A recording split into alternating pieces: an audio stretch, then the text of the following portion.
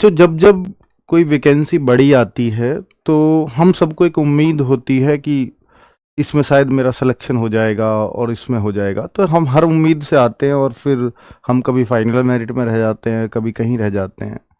तो फिर वो उम्मीद टूटती है, फिर हमें एक नई उम्मीद दिखती है, हम फिर दोबारा फॉर्म भरते हैं, हम फिर से उठ खड़े होते हैं। पर ये कब तक चलता रहेगा? ये निश्चित है और ये बहुत सारे बच्चों को हर बार निराश होना होगा, क्योंकि आपको मालूम है कि भाई 40-50 लाख फॉर्म की जहाँ बात हो, मान लेते हैं कि 40 लाख फॉर्म हो और वहाँ 32,000 को ही नौकरी मिलनी हो, चाहे कितनी भी ज़्यादा वैकेंसीज हैं ये, पर 40 लाख में से मिलेगी तो 32,000 को ही। ये इतना दिमाग लगाना पड़ेगा। हम कोशिश करें कि हम ये चीज़ें आपको समझानी जरूरी थी ताकि आप अपने एग्जाम के लिए सीरियस हो सको। देखो, जब हम सब एग्जाम की संभावना, क्योंकि सबसे पहले जब हम कोई स्ट्रेटजी डिस्कस करते हैं तो एग्जाम की संभावना, एग्जाम की डेट्स लगभग हमारे माइंड में होनी चाहिए। तो एग्जाम की डेट अगर हम बोलेंगे तो मेरे भाई, मुझे ऐसा लगता है कि जब मार्च में आपका एसआई का है और 25-26, देखो 14-15 मार्च का एसआई का हो गया, ये मार्च यूपीएसआई, और 25-26-27 अप्रैल का आपका होमगार्ड का हो गया। तो ये जो पेपर हैं ये कौन करा रहा है? भर्ती बोर्ड ही। तो भर्ती बोर्ड को ही सारी व्यवस्थाएं देखनी है। तो यूपी कांस्टेबल का इन सबसे बड़ा एग्जाम होना है। आप कहो कि सर इनके बीच में नहीं कराया जा सकता, बीच में फिर होमगार्ड का क्यों नहीं जल्दी करा लिया था? कुछ तो रीजन रहे होंगे बीच में। तो ऐसा नहीं है कि बीच में एक बड़े एग्जाम को लाया जा सकता है, नहीं, उसके चांस नहीं लगते। अब जो चांस लगता है कि वो मई जून का भी लगता है, और मई जून से भी हो सकता है और आगे इसलिए चला जाए। चलो, तो अभी हमारे पास, हम मान ले कि भाई 4-5 महीने का समय आराम से मिल जाएगा। तो अब हम हर सब्जेक्ट वाइज अपनी स्ट्रेटजीज अगर डिस्कस करें तो मेरे भाई, मैथ्स यहां पर अगर मैं बोलूं तो 18 से 20 ही क्वेश्चन आते हैं बस, क्योंकि सिलेबस अगर मैथ का पढ़ोगे तो उसमें रीजनिंग का पार्ट भी है, आधा आधा हो जाता है, रीजनिंग आधा और आधा मैथ। सिलेबस ही ऐसे पार्ट करके क और ख बना के दे रखा है। तो जैसे 38 क्वेश्चन आते हैं तो 38 क्वेश्चन में से आधा मैथ आधा रीजनिंग, तो इसलिए मैंने 18-20 लिखा है। कभी 19 भी होता है, कभी 20 भी होता है, कभी 22 भी हो जाता है। किसी किसी पेपर में 22 भी हुआ था इसमें इस बार, ठीक है। और ये जो रीजनिंग है ये अपना पार्ट तो है ही इसका 37 क्वेश्चंस का। 38 और 37 क्वेश्चंस के पार्ट होते हैं ना, तो यहां 37 क्वेश्चन रीजनिंग के होते ही हैं, प्लस 19 क्वेश्चन ऊपर आ जाते हैं, तो ये 55-56 क्वेश्चंस की बन जाती है। इस तरह का यूपी पुलिस का कुछ सिलेबस है। और ये आपको मालूम है कि 38 क्वेश्चन इसमें आएंगे और इसमें 37 क्वेश्चन आएंगे। ये क्लियर है? तो अगर हम मैथ्स को देखें तो इसका वेटेज काफी कम है, और जो हम मुश्किल क्वेश्चनों पे जाएं तो मुश्किल से इन 20 में से वो 2-3 प्रश्न मिलते हैं, इससे ज्यादा नहीं मिलते। हम अगर मैथ्स को ये सोचें कि हम इन 18-20 क्वेश्चंस को किनारे ही कर दें और बाकी 3 से स्कोर कर लें, तो वो संभव नहीं है सिलेक्शन होना, क्योंकि अब 240-245 की बात होगी। तो मेरे भाई, मैथ्स और रीजनिंग जिन बच्चों के अच्छे, नेगेटिव मार्किंग उनके लिए हमेशा बुरी है, याद रखना इस बात को। जिनके मैथ्स रीजनिंग अच्छे होते हैं, नेगेटिव मार्किंग हो तो उनके लिए फायदा होता है हमेशा। जिनका मैथ्स रीजनिंग में से कुछ खराब हो उनके लिए नेगेटिव मार्किंग ना हो तो अच्छा है, क्योंकि वो मैथ्स में भी तुक्का मार लेते हैं, और जिनका मैथ्स अच्छा होता है वो तब तुक्का नहीं मारते, अब तुक्के वालों के भी सही निकल सकते हैं, इसलिए कह रहा हूं ये नेगेटिव मार्किंग है ना। चलो, तो मेरा ऐसा मानना है कि अगर मैथ्स को आप 3 से 4 महीने सिर्फ उन प्रश्नों पे दे दो जो आपको आसान लगते हैं, आप हर चैप्टर्स में से ये छांट लो कि ये मुझे, और हर चैप्टर में आसान प्रश्न होते हैं, ये ध्यान रखना।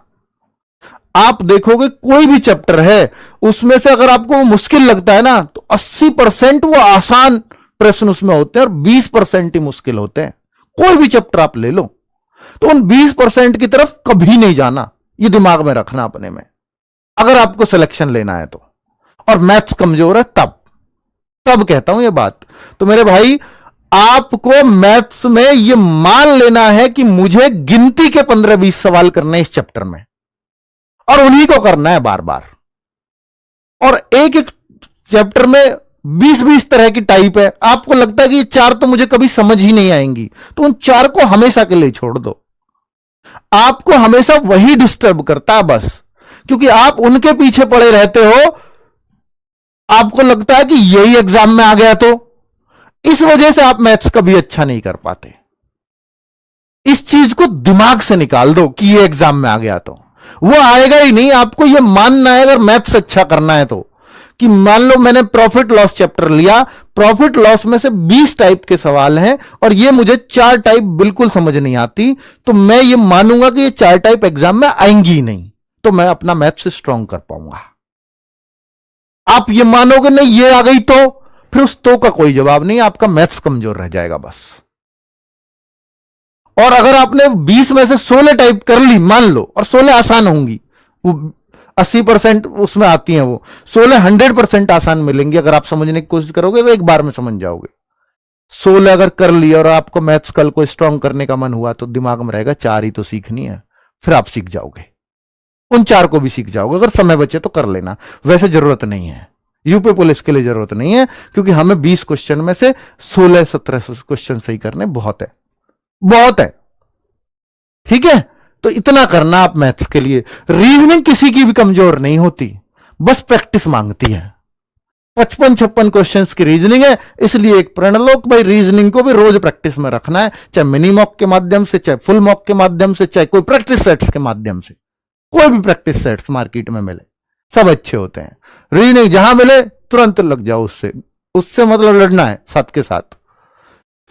जीएस सबसे बड़ा कंसर्न है ये बच्चों का, सबसे अच्छा किसमें मानता बच्चा, इन दोनों सब्जेक्ट्स में, कि रीजनिंग हिंदी की टेंशन नहीं है, किसी को मैथ्स की टेंशन है, किसी को जीएस की टेंशन है। मैथ्स की थोड़ी सी कम इसलिए भी ले लेता है कि वहां 20 नंबर का है, पर 20 में से 15 सबको सही करने हैं, तभी सिलेक्शन होगा। अगर कोई ये सोचता है कि मैं मैथ्स में 5-6 क्वेश्चन तुक्का से सही करके मेरा सिलेक्शन हो जाएगा, कभी नहीं होगा, कभी नहीं हो सकता, क्योंकि आपका पेपर फिर 260 का रह गया। अब 260 में से 250 कैसे करोगे मुझे बता दो, जीएस वीएस में हो ही नहीं सकते, बताओ कैसे सिलेक्ट होगे। यह है कारण, इसलिए मैथ्स करना ही पड़ेगा। तो इसलिए इसको बचना बंद कर दो, करना शुरू कर दो, ये आ जाएगा। हिंदी कोई टेंशन नहीं है, रोज 1 घंटे पढ़ लेना। हिंदी इतनी सबसे आसान है और सबसे जल्दी कंप्लीट हो जाएगी। कोई एक प्लेलिस्ट फॉलो कर लेना, और जिसने बहुत डिटेल में पढ़ा हो ना उसकी बिल्कुल मत पढ़ना। हिंदी की जरूरत ही नहीं है कभी डिटेल में पढ़ने की यूपी पुलिस के लिए। उठाओ कांस्टेबल के पेपर 60,000 का उठा लो, 49,000 का उठा लो, या मैं कहूं कि वो 41,000 का उठा लो, जितने भी पेपर हुए सब उठा लो, कुछ भी गहराई से नहीं पूछा गया, कुछ भी। री एग्जाम उठा लो, उससे पहले जो एग्जाम कैंसिल हुआ उसको उठा लो। हिंदी में जो पढ़ा लिखा है, बहुत मेहनत करके गया है, वो भी 37 में से 35-34 करके आता है, ज्यादा से ज्यादा 37 कर देगा, 36-37 कर देगा।